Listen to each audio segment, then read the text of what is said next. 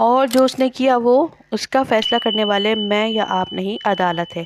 اور اب تو وہ بیمار ہیں، ان کو میں کس طرح اکیلا چھوڑ سکتی ہوں؟ نفرت گناہ سے کی جاتی ہے، گناہ گار سے تو نہیں۔ یعنی کہ تم اس کو ہر جرم سے بری ذمہ قرار دے رہی ہو؟ ماموں کی آواز بلند ہو رہی تھی۔ میں یہ نہیں کہہ رہی، لیکن آپ یہ کیوں نہیں دیکھتے کہ ہم نے جلاوطنی کاٹی ہے اور کئی برس کاٹی ہے۔ اب وہ بیمار ہیں۔ سکندر وہ انسان نہیں رہے جنہوں نے جرم کیا تھا، وہ صرف ایک مریض رہ گئے ہیں۔ آپ مجھ سے یہ کہہ بھی کیسے سکتے ہیں کہ میں انہیں چھوڑ دوں؟ ممی کی آنکھیں حیرت اور دکھ سے بھر گئیں۔ اگر تم یوں اس کا ساتھ دو گی تو تم ہر رشتہ کھو دو گی، سب تم سے دور ہو جائیں گے۔ سبین، تم غلط کر رہی ہو، سلیمان ماموں نے دھیمے مگر افسردہ انداز میں کہا۔ اگر میری فیملی کو کاٹ کر سب مجھ سے خوش رہتے ہیں تو مجھے یہ خوشی نہیں چاہیے، نہ ہی ایسے رشتے۔ انہوں نے اپنی آنکھوں سے ایک آنسو نہیں ٹپکنے دیا۔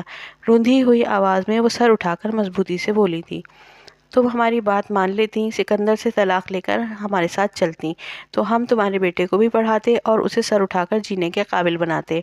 لیکن اگر تم ہماری بات یوں رد کرو گی تو ہم بھی کبھی تمہارا ساتھ نہیں دے پائیں گے۔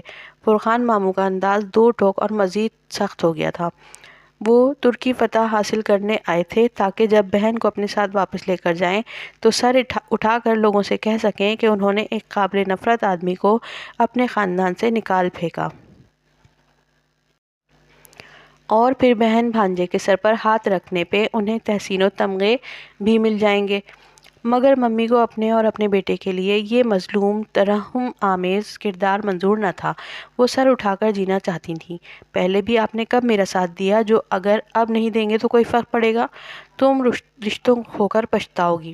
میں رشتوں کو جان کر بھی پچھتا رہی ہوں بھائی۔ کتنے ہی سیاستدان ہیں جو ملک سے غداری کر کے باہر چلے جاتے ہیں، مگر ان کی واپسی پہ آپ ہی ان کو ووٹ دیتے ہیں کیونکہ وہ امیر لوگ ہوتے ہیں۔ ہم آپ کی نظروں میں معیوب اس لیے ہیں کیونکہ ہم غریب ہیں۔ ہمارے پاس ترکی میں لمبی چوڑی جائیداد نہیں ہے، کوئی بہت اونچا سوشل اسٹیٹس نہیں ہے۔ اگر ہوتا تو آپ کبھی ہم سے یوں قطع تعلق نہ کرتے۔ تمہیں کیا لگتا ہے تم یہاں رہو گی تو کیا عزت سے رہو گی؟ نہیں، تم ہمیشہ معیوب ہی رہو گی، ایک مفرور قومی مجرم کی بیوی بن کر ذلیل ہوگی ہمیشہ۔ فرقان ماموں غصے سے اٹھ کھڑے ہوئے۔ سلیمان ماموں بھی ساتھ ہی اٹھے۔ ان کے چہرے سے عیاں تھا کہ وہ بڑے ماموں سے متفق ہیں۔ البتہ ان کو اس طریقہ کار سے اختلاف تھا، لیکن وہ کچھ بھی کرنے سے قاصر تھے۔ اور تم بڑے ماموں کی نظر کچن کے دروازے پہ کھڑے اس دبلے پتلے لڑکے پہ پڑی تو انہوں نے اس کی طرف انگلی اٹھائی۔ تمہیں کیا لگتا ہے تم یہاں عزت سے جی سکو گے؟ کبھی نہیں، تم ذلیل ہوگے، تم خوار ہوگے، کیونکہ تمہارا باپ تمہارے نام پہ ایک شرمناک دھبا ہے۔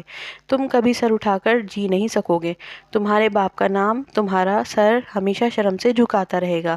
تم کتوں کی سی زندگی گزارو گے، کبھی بھی عزت اور وقار سے اپنے ملک کا رخ نہیں کر سکو گے۔ وہ غصے میں بولتے کانپنے لگے تھے، اور کانپ تو اس کا دل بھی رہا تھا۔ وہ بہت ہراساں سے دروازے کو مضبوطی سے پکڑے کھڑا تھا۔ بس کریں بھائی، میرے بیٹے کو یوں ٹارچر مت کریں۔ اس نے اپنی ماں کو اپنے سامنے آ کر کھڑے ہوتے دیکھا۔ اس کا قد اپنی ماں سے ذرا سا اونچا تھا، پھر بھی وہ اس کے سامنے ایک ڈھال تھی۔ کیوں؟ اسے بھی تو پتہ چلنا چاہیے کہ اس کی ماں نے اس کے لیے کتنا غلط فیصلہ کیا۔ میں تمہیں ایک آپشن دیتا ہوں جو تمہارے بیٹے کے لیے اپنے ملک عزت سے لوٹنے کا واحد راستہ تھا، مگر وہ تم نے ٹھکرا دیا۔ تم نے اپنی ضد کی وجہ سے اس کی زندگی جہنم بنا دی ہے۔ میں اس کی زندگی جہنم نہیں بننے دوں گی۔ سنا آپ نے؟ یہ سر اٹھا کر جیے گا، یہ میجر احمد کا پوتا ہے، یہ انہی کی طرح فوج میں جائے گا۔ مجھے آپ کی کسی مدد کی ضرورت نہیں، میں خود بھیجوں گی اپنے بیٹے کو فوج میں، اور آپ دیکھیے گا ایک دن میرا بیٹا سر اٹھا کر ضرور جیے گا۔ اس نے اپنی نرم خوب ماں کو اپنے سامنے ڈھال بن کر کہتے سنا۔ فوج، مائی فٹ! فرقان ماموں نے میز پہ رکھا اپنا سگریٹ لائٹر اٹھاتے ہوئے استہزائیہ سر جھٹکا۔ تم بھول رہی ہو سبین، تمہارا بیٹا غدار کا بیٹا ہے، اور غدار کے بیٹے کو فوج میں کبھی نوکری نہیں ملتی۔ ارے وہ تو اسے چھاؤنی کے قریب بھی نہیں پھٹکنے دیں گے۔ اس لیے ایسی کوشش مت کرنا، اور اگر کرنے کے بعد بے عزت کر کے نکالے جاؤ تو مدد کے لیے میرا دروازہ نہ کھٹکھٹانا۔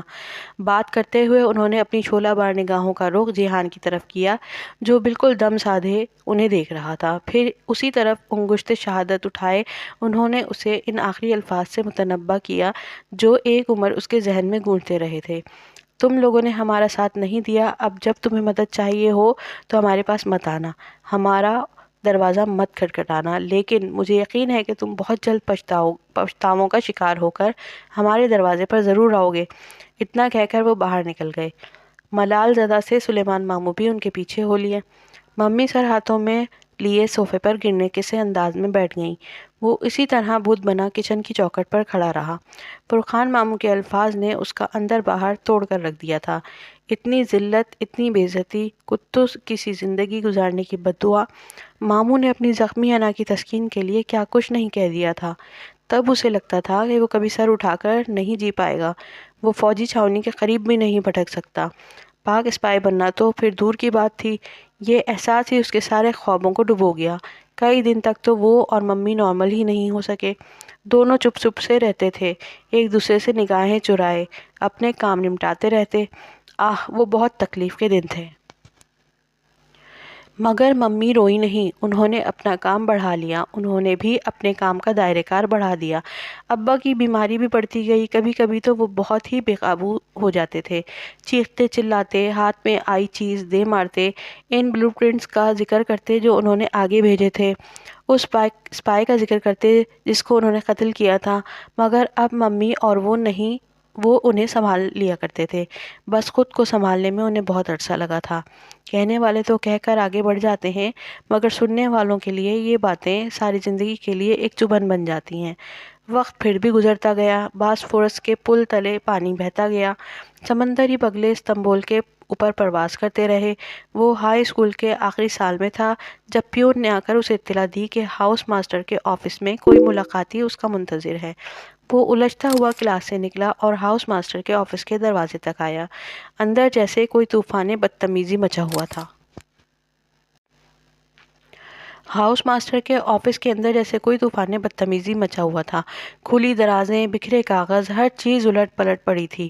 ہاؤس ماسٹر احمد طور پر پریشانی کے عالم میں سخت طور پر پریشانی کے عالم میں ایک دراز کھنگال رہے تھے۔ ان کا اسسٹنٹ دوسری دراز کی چیزیں نکال نکال کر باہر رکھ رہا تھا۔ ذرا دور رکھی کرسی پہ ایک صاحب خاموشی سے بیٹھے تھے۔